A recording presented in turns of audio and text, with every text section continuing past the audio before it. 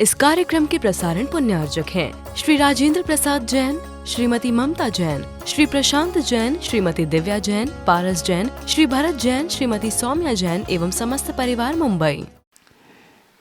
एक उक्ति हमने सुनी थी बुंदेलखंड में भी। कौन सी वो उक्ति है? जल में मीन प्यासा। वो जल में मीन है फिर भी वह प्यासा है। जल की कमी पड़ गई क्या है? समुद्र में वह मीन रहता है, नदियों में मीन रहते हैं, सरोवर में भी मीन पाए जाते हैं, किंतु उस गहरी नदी में और समुद्र आदि में भी इतना अथाह पानी है, चारों ओर जल ही जल दिखने में आ रहा है। इसके उपरांत भी वह मीन प्यासा क्यों है? इसलिए प्यासा है क्योंकि वह बाहर ढूंढ रहा है। सुख का अन्वेषण संसारी प्राणी बाहर उसका छानबीन कर रहा है कि किसी पर वस्तु में सुख की उपलब्धि होने वाली है। यह मान्यता ये आज की नहीं है और एक व्यक्ति विशेष की नहीं, किंतु प्रत्येक संसारी प्राणी की धारणा और मान्यता है कि वस्तुतः सुख जो प्राप्त होता है, इसके अन्वेषण के लिए, इसको प्राप्त करने के लिए अनेक प्रकार का वह पुरुषार्थ कर लेता है। और उसमें भी तुलनात्मक दृष्टि से भी वह सोचता है कि एक लखपति है अथवा आज व्यवसाय करके अथवा मजदूरी करके वित्त का अर्जन करके अपनी आजीविका का निर्वाह करने वाला जो व्यक्ति है, उसको भी तो कुछ सुख प्राप्त होता होगा, उसको भी होता है। तो दूसरा सोचता है कि इसकी अपेक्षा से लखपति के पास ज़्यादा सुख उपलब्ध है, और करोड़पति सोचता है लखपति से मैं ज़्यादा सुखी हूँ, और अरबपति ये सोचता है मैं करोड़पति से भी ज़्यादा सुखी हूँ। अरबपति पीछे रह जाता है और खरबपति सोचता है मैं अरबपति से भी ज़्यादा सुखी हूँ। इस प्रकार सुख की मात्रा बढ़ती हुई गई है। इस प्रकार किसकी मान्यता है? संसारी प्राणी की मान्यता है। और एक चक्रवर्ती भी है, वह भी अपने आप को सुखी महसूस कर रहा है। क्यों? क्योंकि 6 खंड का वह स्वामी है। 32,000 मुकुटबद्ध राजा उनके चरणों में नतमस्तक है। इस संबंधी जो उसे सुख महसूस हो रहा है, वह अन्य और राजाओं के लिए नहीं मिल रहा है वह सुख। इस प्रकार तुलनात्मक दृष्टि से सुख बढ़ता गया है, सुख की वृद्धि हो रही है।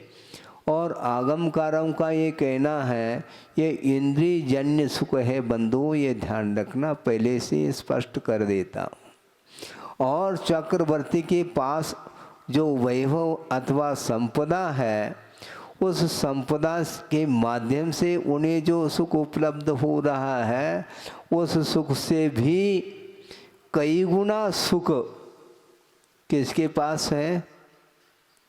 भोग भूमि जो मनुष्य हैं, जो जगन्य भोग भूमि में पैदा हुए जो मनुष्य हैं, जहाँ पर एक पल की आयु है और वहाँ पर कितना, एक दिन छोड़ करके कवलहार लिया जाता है। क्यों? एक ही दिन है ना। हाँ, एक दिन के अंतराल से वह भोजन करता है। हर बहेरा और आंवला के समान उनका भोजन होता है। अब सोचो, चक्रवर्ती की संपदा फीकी पड़ गई। चक्रवर्ती का जो सुख है वह कमज़ोर सिद्ध हो गया। उससे अधिक सुखवान कौन सिद्ध हुआ? जगन्य भूमि का वह मनुष्य। उससे भी अधिक मात्रा में सुख उपलब्ध हो रहा है मध्यम भूमि के मनुष्यों के लिए। उससे भी अधिक मात्रा में सुख उत्तम भूमि के जो मनुष्य हैं उन्हें उपलब्ध हो रहा है। अब समाप्त हुआ है क्या? सुख की मात्रा और बढ़ रही? हाँ, बढ़ेगी और बढ़ेगी। उससे भी अधिक जो भवनत्र के जो देव हैं, भवनवासी, व्यंतर और ज्योतिष्क देव, इनमें जो इंद्रियजन्य सुख प्राप्त हो रहा है उन्हें, वो उत्तम भूमि से भी अधिक सुख माना गया है। इसके बाद वैमानिक देवों का नंबर आता है। उसमें प्रथम स्वर्ग संबंधी, द्वितीय, तृतीय, चतुर्थ, इस प्रकार करते करते करते 16 स्वर्ग तक पहुंच जाओ। इसके उपरांत 9 ग्रैविक और हैं। उसमें प्रत्येक ग्रैविक संबंधी जो सुख है अहमिंद्रों को जो प्राप्त हो रहा है वह ऊपर ऊपर सुख की मात्रा बढ़ती ही जा रही है। और 9 ग्रैविक में 31 सागर की जहाँ पर आयु है वहाँ के अहमिंद्रों को जो सुख उत्पन्न हो रहा है वह निचले निचले देवों की अपेक्षा से अत्यधिक मात्रा में सुख है। इसके बाद 9 अनुदिशों का नंबर आता है। 9 दिशाओं में 8 दिशाएं हैं, यानी 4 दिशा और 4 विदिशा, ये 8 हो गए और बीच में एक और। इस प्रकार 9 अनुदिश विमान हैं, उनमें निवास करने वाले जो अहमिंद्र हैं उनका सुख भी अन्यों की अपेक्षा से अत्यधिक मात्रा में है। इसके बाद और नंबर आ रहा है सर्वार सिद्धि के देवों का। वहाँ पर अनुत्तर विमान ये 5 हैं, विजय, वैजयंत, जयंत और अपराजित, और बीच में एक सर्वार सिद्धि। इनमें रहने वाले जो अहमिंद्र हैं वो अन्य देवों की अपेक्षा से वह और अनंत गुना वह सुख बढ़ता चला गया है। लेकिन ये ध्यान रखो, ये सारा का सारा सुख इंद्रियजन्य सुख माना गया है। जिस प्रकार रेत को पेलने से रत्ती भर भी उसमें से तेल नहीं निकल सकता, उसी प्रकार उनको जो सुख प्राप्त हो रहा है वह भी इंद्रियजन्य सुख है। इसलिए वह इंद्रियजन्य जो सुख होता है वह सुखाभास माना गया है। और वह इंद्रियजन्य जो सुख है वह पराधीन है, ऐसा कहा कर्मायत्त है। पुण्य कर्म के उदय से वह सुख उपलब्ध हो रहा है। अनंतर समय में मान लो वह पुण्य कर्म समाप्त हो गया और पाप कर्म का यदि तीव्र उदय आता है तो वह सारा का सारा सुख समाप्त हो जाता है। इसलिए वह स्वाधीन सुख नहीं है और बीच में वह अंत को ही प्राप्त होने वाला है और दुख से मिश्रित है। उसमें इंद्रियजन्य सुख में निरंतरता नहीं, उसमें गैप आता है, अंतर आता है। क्योंकि अंतर मुहूर्त में साता से असाता, पुनः असाता से साता कर्म का उदय आता है। जिस प्रकार कभी धूप और कभी छाव, निरंतर जो है ना वह धूप नहीं और छाव नहीं। इसी प्रकार कभी सुख और कभी दुख, कभी सुख कभी दुख, और अंत में ये कहना चाह रहे हैं पाप बीजे, ऐसा कहा है। इंद्रिय के द्वारा, इंद्रिय के विषयों से उत्पन्न होने वाला जो सुख है वह पाप का बीज है। आप सुन रहे हैं क्या नहीं सुन रहे हैं? है? सुनने में आ रहा है? क्या सुना? इंद्रिय जन्य सुख पाप का बीज कह रहे हैं, और यह प्रसंग निकांक्षित अंग में दिया है स्वामी सुमंतभद्र आचार्य ने। सुनो, विचार करो। अर्थ यह है कि श्रद्धान की भूमिका में ही ये बात आती है कि सम्यक दृष्टि है तो उसके पास 8 अंग होते हैं। वह इंद्रिय जन्य सुख के प्रति वह किस प्रकार विश्वास करता है कि यह पाप का बीज है, इस प्रकार वह श्रद्धान बना लेता है। और आज वर्तमान में अपने आप को क्या मान रहा है? दुनिया में मेरे बराबर और कोई धनी नहीं है। इस प्रकार जिसकी धारणा है उसको ये सोचना चाहिए। चक्रवर्ती को भी सोचना चाहिए, इंद्र को भी सोचना चाहिए, मैं 3 लोक में सुखी हूँ। इस प्रकार की यदि उसकी मान्यता है तो वह उसकी मान्यता ठीक विपरीत मान्यता मानी जाती है, क्योंकि इंद्रियजन्य सुख कभी भी सुख नहीं हो सकता, क्योंकि वह पाप का बीज कहा गया है।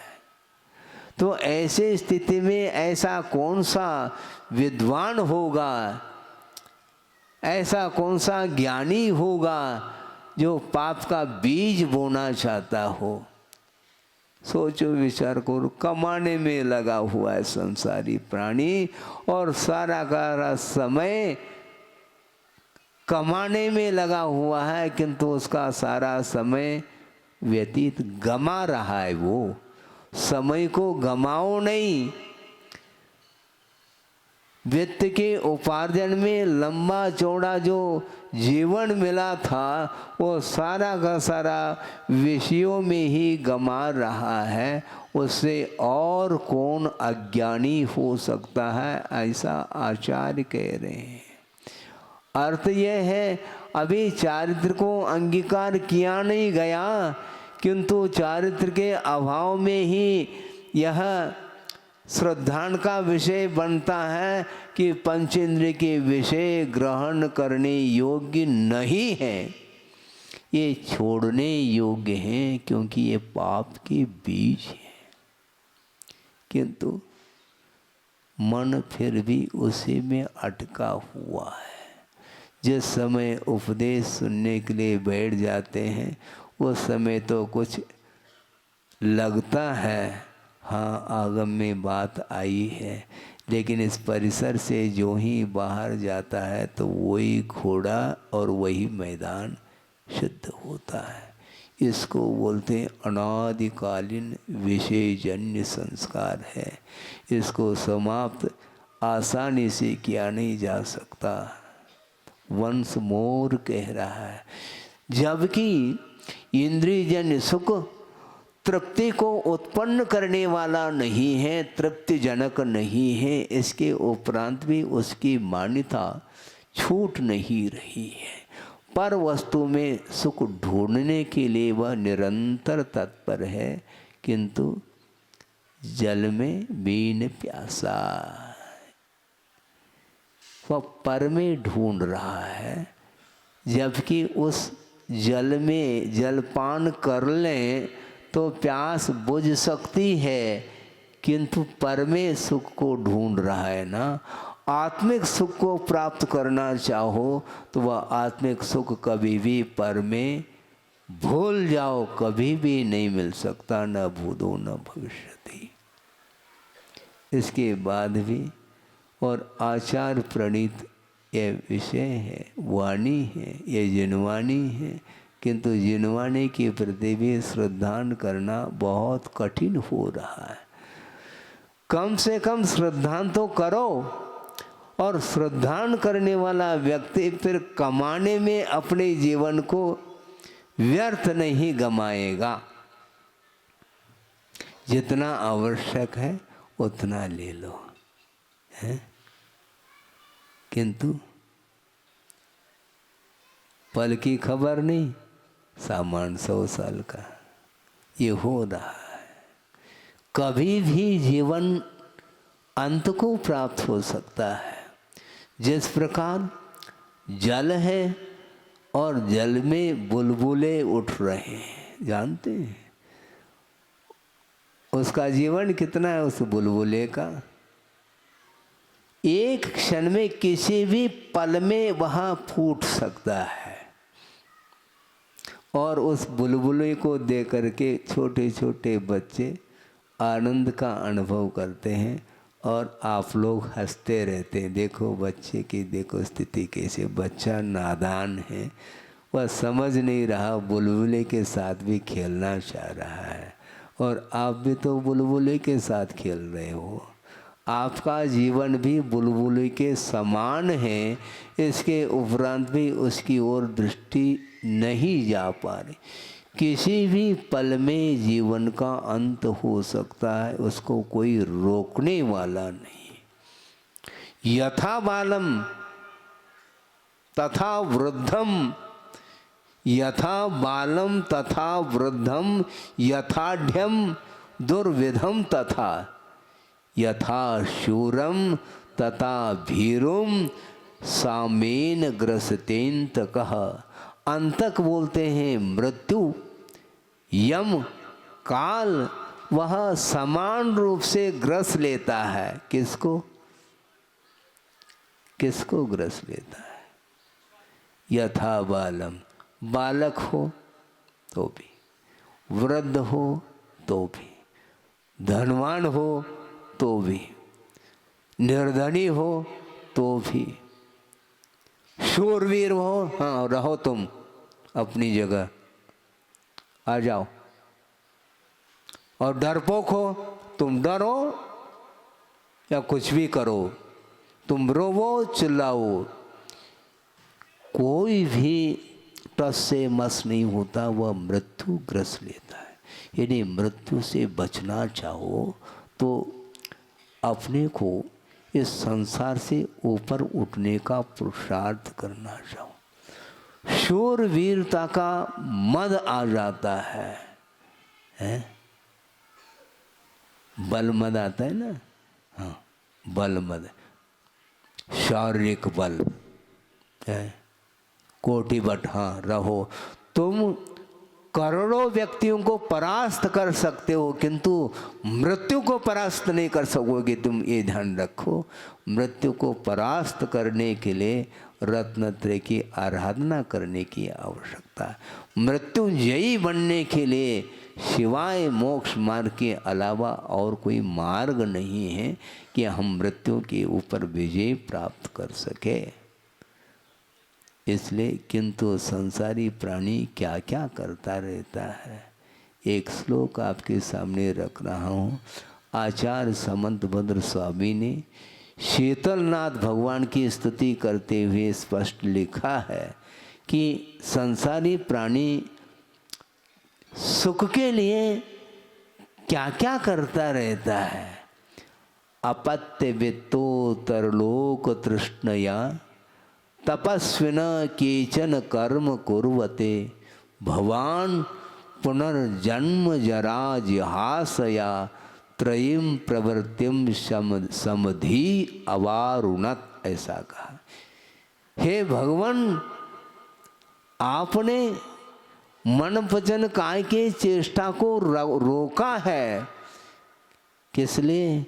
जन्म जरा और मृत्यु से ऊपर उठने के लिए। हे भगवान, आपने मन वचन काय की चेष्टा को रोक दी है। किंतु संसारी प्राणी भी तप करता है। संसारी प्राणी के तप में और आपके तप में, हे भगवान, जमीन आसमान का फर्क देखने में आ रहा है। क्या है? अपत्य वित्तो तरलोक तृष्णया केचन कर्म कुर्वते। तपस्वी, कुछ ऐसे तपस्वी हैं संसार में, तप करते हैं, किंतु किस लिए करते हैं? अपत्य अर्थात पुत्र की उत्पत्ति के लिए। सुन रहे क्या नहीं? पुत्र की उत्पत्ति के लिए वह तप कर रहा है, वित्त के लिए कर रहा है। उत्तर लोक तृष्णया, यानी भावी आगामी भव में मुझे इस प्रकार की संपदा प्राप्त हो। इस तृष्णा को लेकर के वह तप कर रहा है, इसलिए उसका तप कुतप माना जाता है, वह उत्तम तप के कोटि में नहीं आ सकता। ख्याति, पूजा, लाभ, जमीन जायदाद, पुत्र, कलत्र, ये सारे के सारे जो भोग्य सामग्री हैं, जिनके माध्यम से सांसारिक सुख की उत्पत्ति होती है, उसको प्राप्त करने के लिए अनेक प्रकार का तप करता है संसारी प्राणी। किंतु हे भगवान शीतलनाथ भगवान, आपने जो तप किया है वह किसके लिए है? जन्म जरा मृत्यु के क्षय करने के लिए है भगवान, आपने तप किया है, तप को अंगीकार किया है, इसको बोलते हैं तप। इस तप के माध्यम से जो सुख की उपलब्धि होगी वह इंद्रियातीत अनंत सुख की उत्पत्ति होती है। हाँ, सुख की तुलना करते करते आपके सामने कहाँ तक ले गए हमने? सर्वा सिद्धि के अहमिंद्र का सुख उसके नीचे वालों के सुख की अपेक्षा से अत्यधिक मात्रा में सुख है, और उससे भी सुख किसको मिलता है? हैं? हैं? सुनो, जल्दी नहीं करो। उससे भी अधिक सुख श्रमण पर्याय में, श्रमण पद को जो अंगीकार किया है, अहमिंद्र के नाहि कहो, अहमिंद्र के लिए भी वह सुख संभव नहीं है।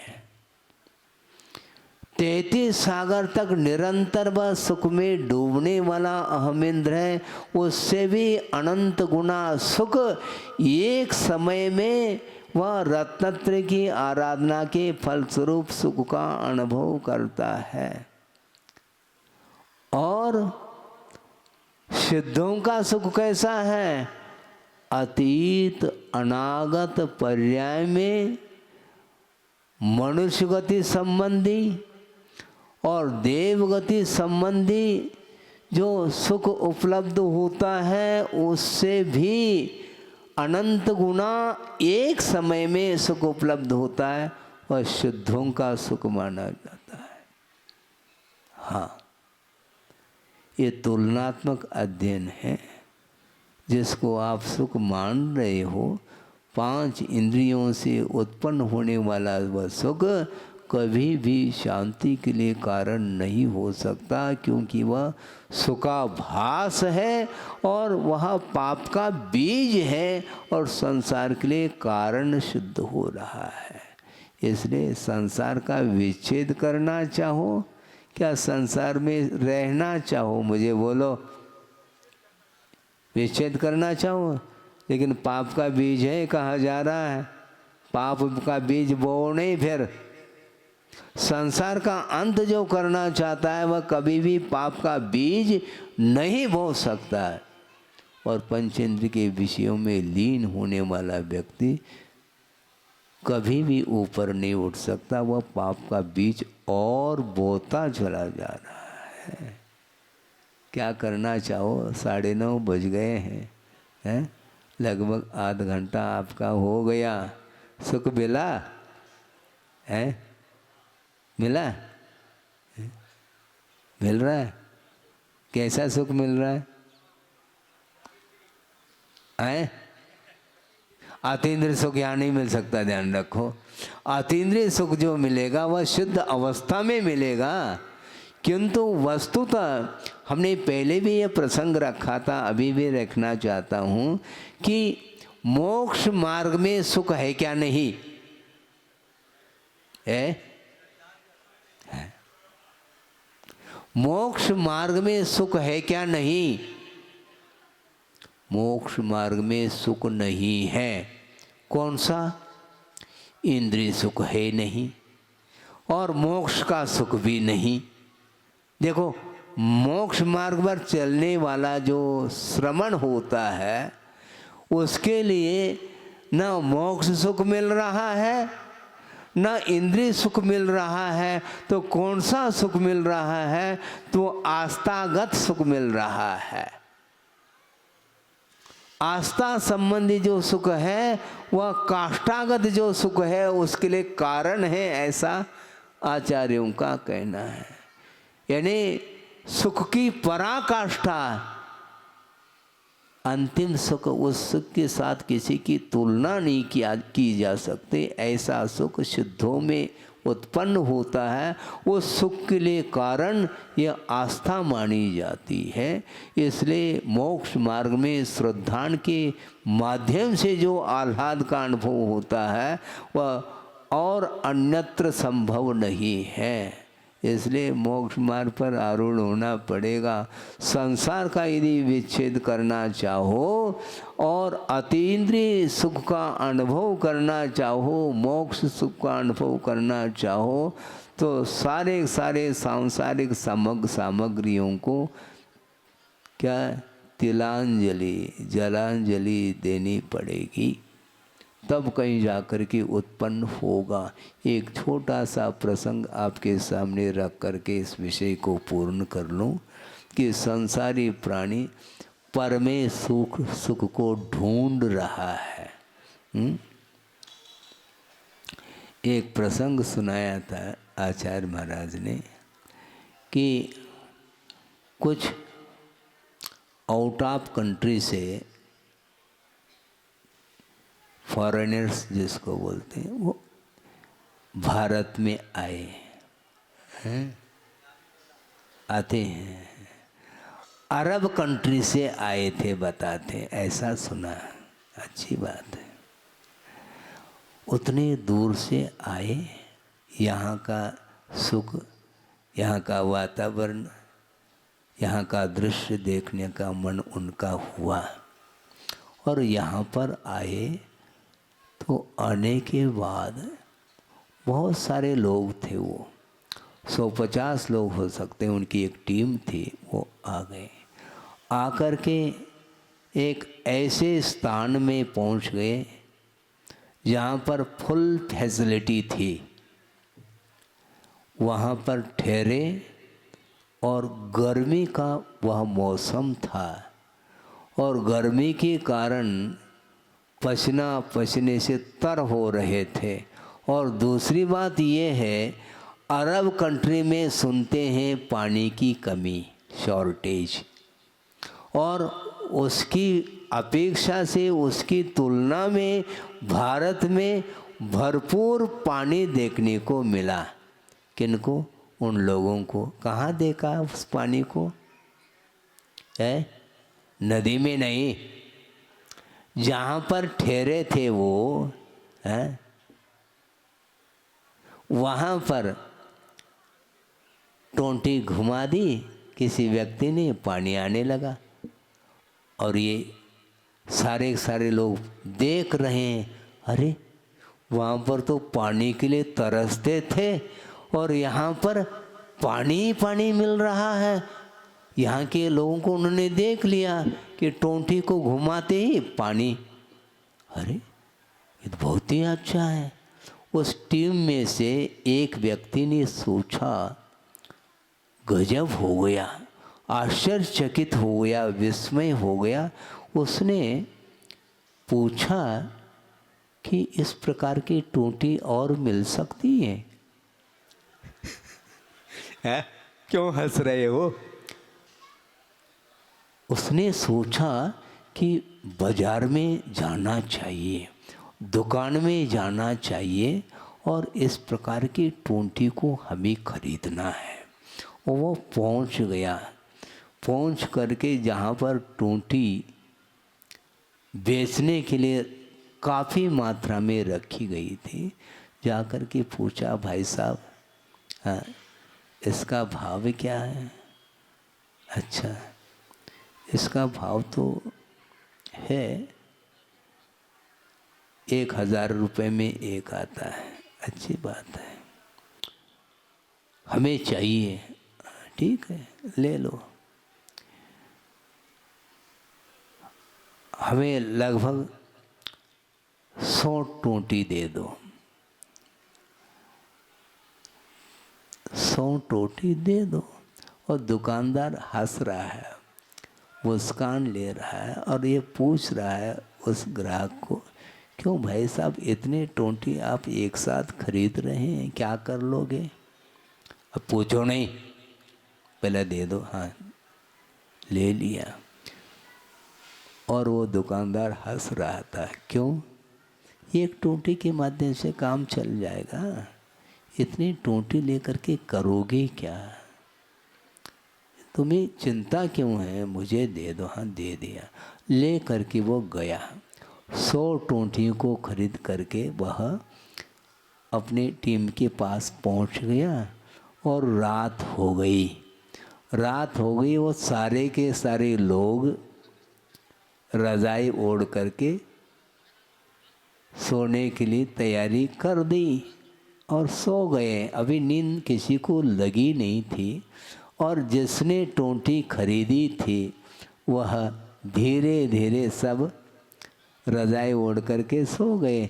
और वह खोल करके एक टोंटी को लेता, टोंटी को घुमाता, अरे एक बूंद भी पानी नहीं आ रहा है। हो सकता है इसमें कोई गड़बड़ी हो। दूसरे टोंटी को वो घुमाता है, तीसरे को घुमाता है, सारे टोंटियों को चेक कर लिया, एक बूंद भी पानी नहीं आया। वो सोचता है मेरे साथ धोखा हो गया है। इतने में पास में जो साथी था वह धीरे धीरे वह लेटे लेटे ही इस दृश्य को देख रहा था कि देखो ये पागलपन है, क्या कर रहा है। तुम क्या कर रहे हो? क्या क्या कर रहा हूँ, मेरे साथ धोखा हो गया। क्या हो गया? देखो हमने टोंटी घुमा ली, पानी नहीं आ रहा है। तुम पागल हो। पागल कैसे? टोंटी में थोड़ी पानी है, टोंटी के थ्रू पानी आता है, टंकी में पानी होता है, ध्यान रखो। किस में पानी होता है? टोंटी में होता है क्या?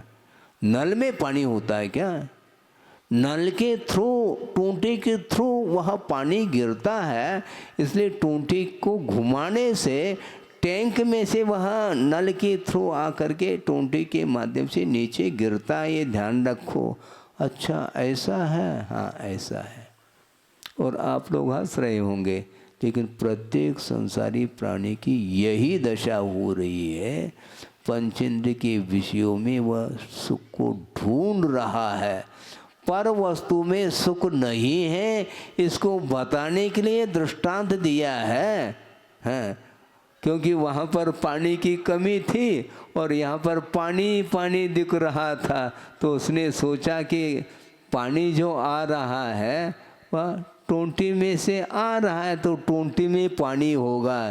टोंटी में एक बूंद भी पानी नहीं रहता, ये ध्यान रखो। उद्गम स्थान, पानी का जो स्रोत है वह टोंटी नहीं किंतु वह टैंक है। उसी प्रकार जो सुख का स्रोत है वह आत्म तत्व है। आत्मा में से सुख आता है, पर वस्तुओं में सुख ढूंढ रहा है, किंतु सुखाभास होने के उपरांत भी अभी भी उसको बात समझ में नहीं आती। और सुबह से लेकर के शाम तक वह दुकान खोल करके बैठा है। और बेटा आया है, सुबह शाम जो है वह दुकान को खोल करके बैठा है और बेटा आया है टिफिन ले करके। पिताजी क्या टिफिन रखो, नहीं टाइम हो गया है, टाइम होने दो। अभी तो ग्राहक के ऊपर ग्राहक आ रहे हैं, ग्राहक के ऊपर अर्थात चढ़ कर के आ रहे हैं क्या? ग्राहक के ऊपर ग्राहकार्थ लाइन लगी है, इसलिए मुझे फुर्सत नहीं, अभी मुझे भूख नहीं लगी, भूख शांत हो रही है।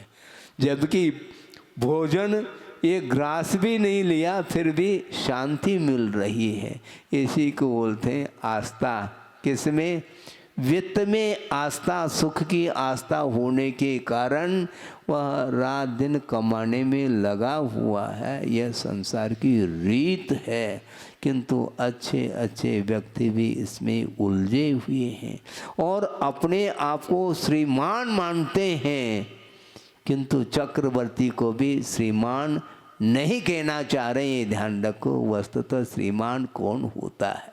श्री का अर्थ लक्ष्मी हुआ करता है, किंतु वह लक्ष्मी, अंतरंग लक्ष्मी ही वस्तुतः सुख प्रदान कराने वाली है। अनंत ज्ञान, अनंत सुख, अनंत दर्शन, अनंत वीर, ये सारे अनंत ज्ञानादि जो अनंत गुणों से जो संपन्न होता है वह शुद्ध अवस्था मानी जाती है। उस मुक्त आत्मा के लिए ही वह सुख मिलता है। अन्यत्र तीन लोक में तुम ढूंढते रहो, सुख मिलने वाला नहीं। इस प्रकार गाढ़ श्रद्धा जिसके अंदर होता है वही व्यक्ति पंचेंद्रिय के विषयों को जहर मान करके उसको छोड़ने का पुरुषार्थ करता है। जो और वंस मोर करने वाला व्यक्ति कभी भी पंचेंद्रिय के विषयों को जहर के समान नहीं मानता, किंतु उसको अमृत के समान मान करके उसको पीता रहता है। इसलिए उसका परिभ्रमण रोक नहीं सकता, उसका अधपतन होता है, दुर्गति के लिए कारण है। इस प्रकार आगम में स्पष्ट शब्दों में लिखा हुआ है। इसके उपरांत भी उसको चैन नहीं, बार बार उसी में लगा हुआ है। और जो जितना संपन्न होता है वो अपने आप को वीआईपी मानता है वो है। बाकी सब कौन है? वो बाकी जीव नहीं है, वो है? अजीब है क्या? ये अजीब बात हो गई है। बाकी सारे जीव नहीं है क्या? कल ही तो बात आ रही थी पंचायतिका में, एकेंद्रीय भी जीव है, पंचेंद्रीय भी जीव है, संसारी भी है और मुक्त भी है। प्रत्येक जीवात्मा में वही प्रभुत्व शक्ति विद्यमान है। शक्ति के रूप में उस ओर दृष्टि रखने की आवश्यकता है, किंतु अपने आप को धनवान, अपने आप को बलवान, अपने आप को शूरवीर है, क्या क्या टाइटल देता है। किंतु आचार्य कहते इस प्रकार शारीरिक शूरत बल के माध्यम से शूरवीरता दिखाना ये कर्माधीन है बंधुओं। एक अगले पल में वह शूरवीरता भी समाप्त हो सकती, क्योंकि मृत्यु समान रूप से ग्रसित कर लेता है। इस कार्यक्रम के प्रसारण पुण्यार्चक थे श्री राजेंद्र प्रसाद जैन, श्रीमती ममता जैन, श्री प्रशांत जैन, श्रीमती दिव्या जैन, पारस जैन, श्री भरत जैन, श्रीमती सौम्या जैन एवं समस्त परिवार मुंबई।